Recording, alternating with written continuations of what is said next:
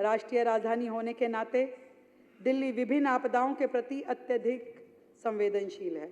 दिल्ली में विभिन्न एजेंसियों के साथ आपदा प्रतिक्रिया के समन्वय के लिए एकीकृत कमांड जरूरी है। जो मैंने कहा, कमांड एंड कंट्रोल सेंटर के लिए 30 करोड़ रुपए का बजट रखा गया है।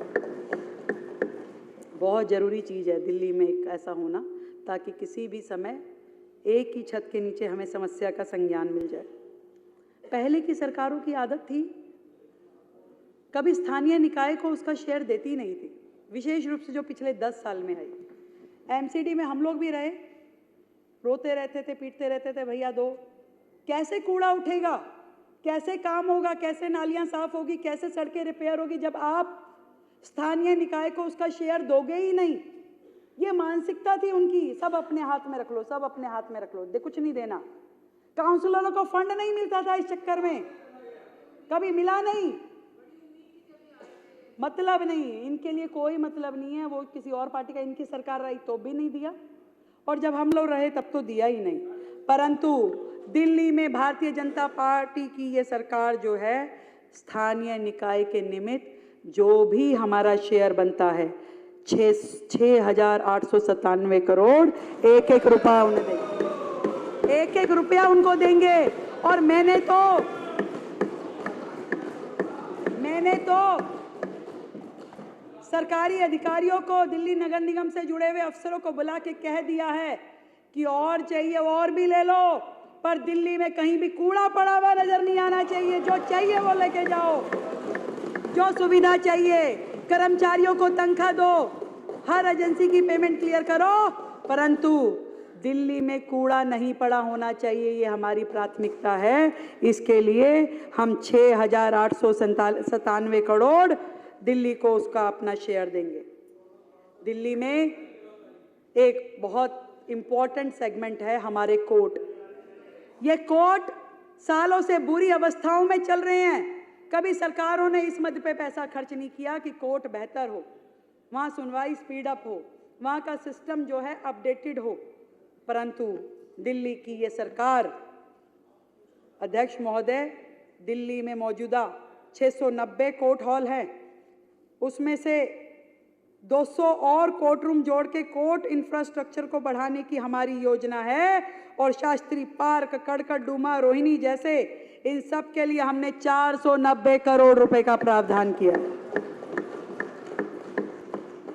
और हाइब्रिड सिस्टम ऑफ कोर्ट्स, उसकी सुनवाई के लिए, डिजिटल सुनवाई के लिए 200 करोड़ रुपए का प्रावधान हमने किया है। इन सारी न्यायिक योजनाओं के लिए टोटल मिला के 927 करोड़ रुपए खर्च किए जाएंगे, जो कि एक बहुत बड़ी राशि है। हम सब ने देखा दिल्ली का फायर फाइटिंग सिस्टम बेजान है। आग लगती है तो आग बुझाने के लिए गाड़ियां गलियों में पहुंच तक भी नहीं पाती। रोज घटनाएं, दुर्घटनाएं, कभी चांदनी चौक की, कभी सदर बाजार की, कभी किसी अन्य क्षेत्र की हम सुनते हैं। जो फायर स्टेशन है वर्षों से बुरी हालत में पड़े हैं, उनका कोई अपग्रेडेशन नहीं है।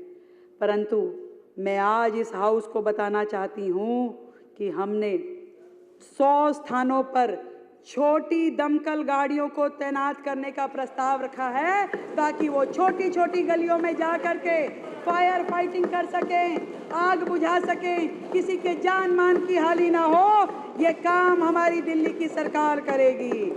और इसी तरीके से अपडेटेड मशीनरी खरीदने के लिए, बाकी fire towers, aerial ladders, platform, सारी मशीनरी खरीदने के लिए पूरे इंतजाम करते हुए दिल्ली फायर सर्विसेज को कैपिटल एक्सपेंडिचर में हम 110 करोड़ रुपए का बजट का प्रावधान कर रहे हैं, 110 करोड़ रुपए का।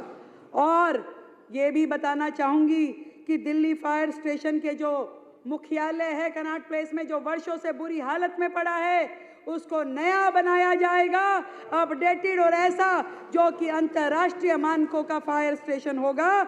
ऐसी योजना हमारी दिल्ली सरकार की है।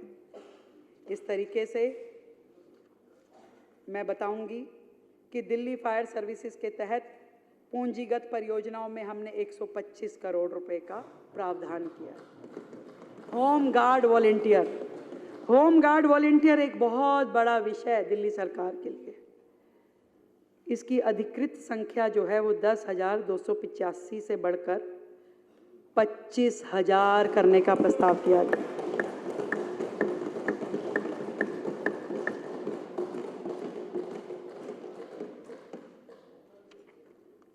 अलग अलग दिल्ली के वर्गों के लिए हमने बताया कि व्यापारी बोर्ड बनाया जाएगा। गिग वर्कर्स के लिए मैंने बताया, घरेलू सहायकों के लिए, ऑटो टैक्सी ड्राइवर्स के लिए, इन सब को सामाजिक सुरक्षा की योजना के तहत कवर मिले, ये हमारा प्रयास होगा।